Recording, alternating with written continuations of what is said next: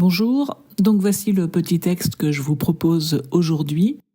N'hésitez pas à appuyer sur pause le temps de votre méditation et ensuite vous pouvez poursuivre si vous le souhaitez la lecture de la vidéo pour écouter ce que ce texte m'a inspiré à moi. Mais vraiment, ce n'est pas une obligation, sentez-vous absolument libre. Le plus important, c'est vraiment ce que le texte vous dit à vous. Et si justement vous souhaitez partager, mais là non plus ce n'est pas une obligation, faites-le en toute liberté si vous le désirez. Donc si vous souhaitez partager ce que le texte vous a inspiré, n'hésitez pas à le faire en commentaire. C'est vraiment toujours inspirant de voir à quel point l'Évangile parle à chacun de manière très personnelle. Donc n'hésitez pas. Bonne méditation. Alors dans cette seconde multiplication des pains, les commentaires classiques vont dans le sens d'une multiplication des pains qui s'adresse aux païens, à cause du fait que Jésus précise que certains sont venus de loin, et puis aussi les chiffres, le 7, le 4, qui sont davantage associés au monde, à la création dans son ensemble, enfin, etc. Donc on interprète généralement cette seconde multiplication des pains comme l'ouverture du salut aux nations païennes. De fait, je pense qu'il y a beaucoup de symboles dans ce petit texte. Le fait aussi qu'on parle de désert avec le pain qui est donné dans le désert, ça fait penser à la manne aussi dans le désert. Donc je pense qu'effectivement, il y a beaucoup de choses symboliques. Moi, j'ai adopté un autre éclairage, en fait.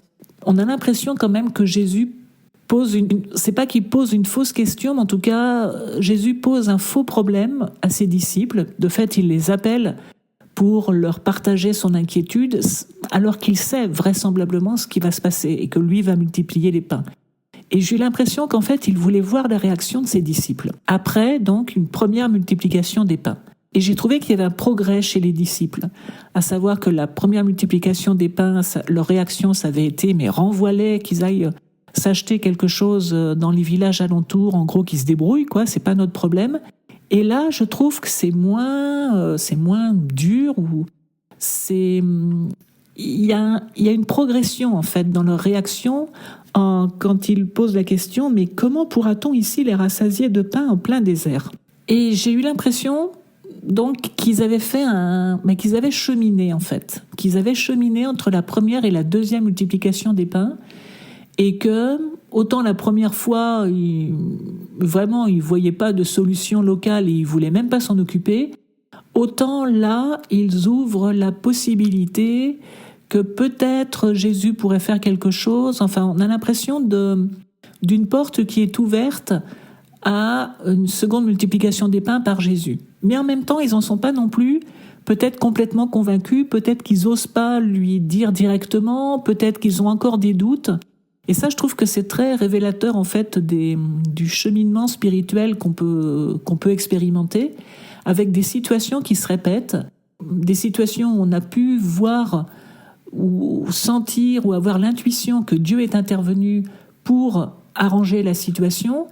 Quand une situation similaire se représente, on va réagir différemment en fait, en souvenir de cette première situation.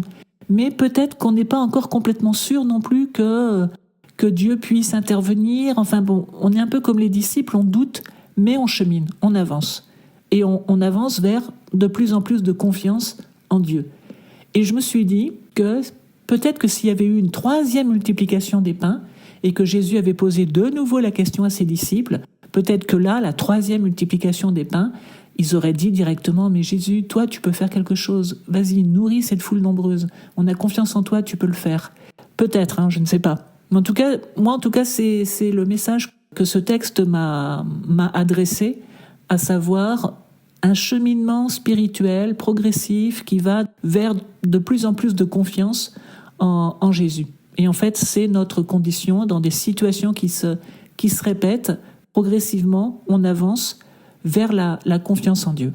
Et c'est ça qui est je trouve le plus intéressant en fait. Et on est dans une dynamique. Alors, on est vraiment dans une dynamique. On ne réagit pas de la même manière selon les circonstances au fur et à mesure qu'on avance.